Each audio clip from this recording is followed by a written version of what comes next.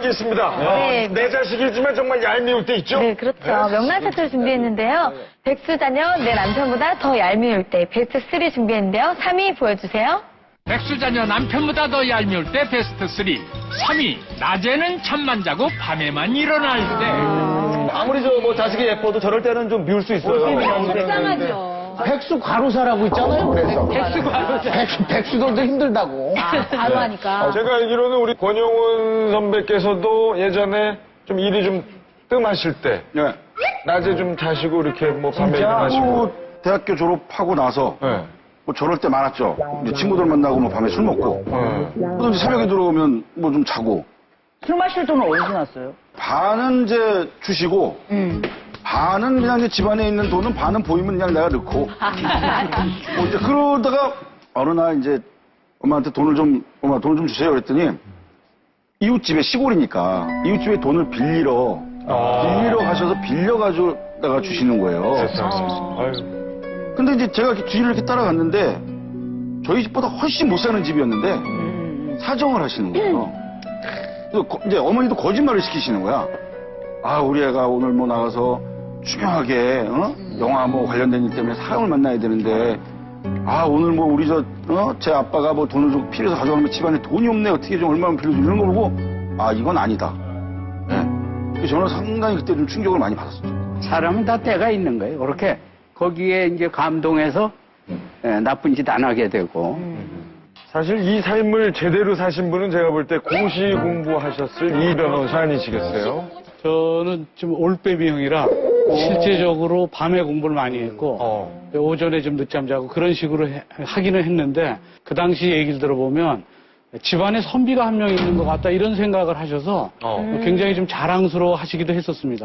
그런데 요새 이제 저희 아이가 그렇게 늦게 있고 아침에 늦잠 자고 막 이러는 걸 보니까 제 어렸을 때 생각이 나서 아버님이 그때 겉으로는 야, 너는 우리 집안의 선비 같다 이렇게 말씀은 하셨지만 속이 많이 상하셨겠구나 이런 생각이 좀 듭니다. 그런 아들 보면 좀 터지시는군요. 아, 그렇지는 않고요. 저는 아까 용돈 얘기가 나와서 그런데 용돈 정도는 첫 월급 탈 때까지는 계속 지원할 수 있습니다. 어차피 취업을 하기 위해서는 해줘야 되고 이성적으로 딱 판단을 해서 너 막 뭐라고 혼을 낸 후에도 저녁 때 잘 때 보면 좀 마음이 안 돼서 집사람한테 그거 좀 줘야 되지 않겠냐 이렇게. 그러니까 마음이 자꾸 자식한테는 그렇게 가요. 그러면 씀씀이가 해줘서 용돈이 한 달에 한 300만 원도 돼요. 아니 거의 뭐 그런 정도 용돈이라는 건 이제 큰 게 아닌데. 근데 실제적으로 해주세요. 생각 좀 하고. 아, 근데 이거는 백수가 안 돼 본 사람은 그 마음을 알 수가 없어요. 쇼에 나간다고 동네에선 돈을 좀 버는 줄 알았어요. 지방을 다닐 땐 몰랐는데 지방에 계속 있으니까 안 되겠어. 서울에 와서 성공을 해야 되잖아. 그래서 서울로 왔어. 와서 다니는데 누가 날 알아야 날 쓰죠. 그러니까 한동안 백수가 된 거예요. 그러니까 백수가 돼서 집에서 왔다 갔다 하니까 그 동네 사람들이 나를 보는 눈은 또 어떻고 내가 벌어야 이 가정에 쌀이라도 파는데 그 쌀을 못 대는 나는 어떻겠냐. 그러니까 이 백수가 우리가 말로는 백수 하는데 될 수 있으면 백수 소리는 안 하는 게 좋을 것 같아요. 그러니까 미운 짓을 하지만 자식 입장에서는 또 얼마나 속이 상하겠느냐 이런 말씀이신데 법적으로도 실제적인 사례인데 아주 그 유명한 그 범죄자가 됐는데 그 사람이 어렸을 때 그 수박을 훔쳤어요. 얘를 도벽을 고쳐줘야 되겠다. 그래서 파출소에 데려가서 처벌을 시켜달라고 그랬어요. 그 처벌됐어요. 그 작은 처벌이 결국은 큰 도둑이 됐어요. 그래서 아마 이름만 대도 알 정도 유명한 도둑이 돼버렸는데 이성적으로 용돈도 안 주고 혼내는 건 좋은데 그 혼낼 때 어떤 한계를 넘어가면 안 되고 또 혼낼 때 반드시 사랑을 해서 이렇게 하는구나 하는 걸 알아야 돼. 그리고 백수 자식한테도 용돈을 안 주는 건 좋은데 안 줄 때도 내가 너를 위해서 안 주는 거라고 한 분은 안 주시고 한 분은 또 짬짬이 조금씩 주시면서 이렇게 나가야 결국은 잘 되지 두 분이 다 이렇게 막아버리면 그러면 취업도 늦어지고 잘못될 수가 그 있어요. 수박 도둑 예, 이름 될 만하면 안다는 도둑은 어떻게 됐습니까? 아, 그거는 이제 또 명예에 관련됐으니까. 명예. 빵이었으면 장발장인데. 백수자녀 남편보다 더 얄미울 때 베스트 3.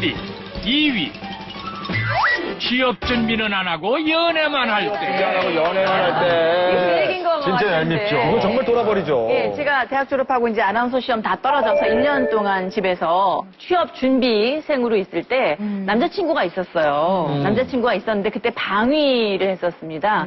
용산 쪽에서 방위했고 저는 잠실 살았는데 거의 매일같이 제가 음식을 주먹밥이니 뭐 과일이니 뭐 이런 거 김밥 싸갖고 팔림 거덜내고 거의 군부대 앞에서 기다리고 그 친구가 제대하고 회계사 공부를 또 했었어요. 그래서 공부하는 걸 또 뒷바라지 한다고 맨날 또 뭐 그 친구 영양제 사다가 갖다 바치고 뭐 좋은 거 진짜 거의 그렇게 수발을 상당히 오래 이 남편이 사귀셨네요. 그분이 어머, 남편 아니었는데 예. 그래서 그 회계사 공부를 하다가 저는 이제 그래서 춘천 MBC 아나운서가 됐고 그 지금 나중에 이제 회계사가 됐다고 그러더라고요. 그다음부터 못 만났어요. 못 만났는데 그때 왜 잘 알고 있 저는 이미 마음이 변심했죠. 변심? 그러니까 엄마 입장에서는 더 얄밉고 속상하지.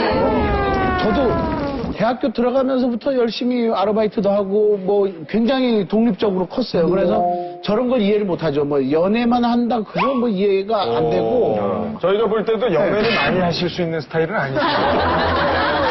괜히 연애를 할 수 있다면 푹 빠지셨겠죠. 백수자녀 남편보다 더 얄미울 때 베스트 3. 1위. 사업 미천대 해달라고 할 때. 바로 이거죠. 이게 저 평생 남편 사업 미천데다가 남편이 힘 떨어지면 갑자기 아들이 엄마 나 사업할게 이렇게 되거든요. 이게 저희 집 얘긴데요. 이게 어느 분 얘기인가요? 아, 유난히 씨. 오빠 얘기예요. 오빠.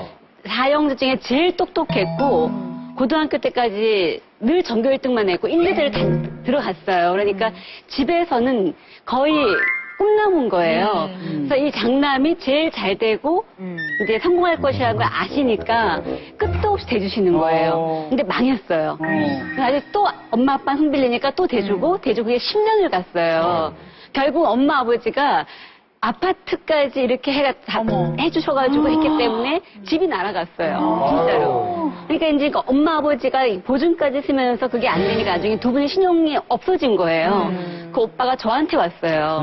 저한테 전화를 와서 제가 냉정하게 잘랐어요. 그러니까 왜냐하면은 내가 만약에 오빠한테 또 사업자금을 주면 나도 망하겠구나. 내가 조카들 학비는 대주지만 오빠 사업자금 못 대준다. 그러고 몇 년을 안 봤어요, 오빠랑. 몇 년을 안 보고, 근데 오빠가 10년 동안 그렇게 계속 그러다 결국 나이가 이제 들어서 그때서야 정신을 차리더라고요. 그래서 지금은 오빠가 뭐 슈퍼마켓에서 일도 하고 평생 안 해봤던 허드렛 일이에요. 그걸 하면서 조그만 돈을 모으더니 저기 강북에 경매로 나온 조그만 식당이 있어요. 그걸 자기가 사가지고 밤낮을 안 가리고 잠을 안 자고 이래요. 자기가. 그리고 너무 열심히 하니까 참 이렇게 오빠였지만 기특하면서도 내가 만약에 그때 너무 매정하게 형제 연을 끊었었지만 어쩌면 그게 오빠한테는 도움이 됐겠다. 그래서 지금은 참 성실하게 살고 있어요. 다음에 한번 우리 저 명랑 해결 회식을 저 오빠 식당에서 한번 감사합니다. 하는 거 어떻겠어요?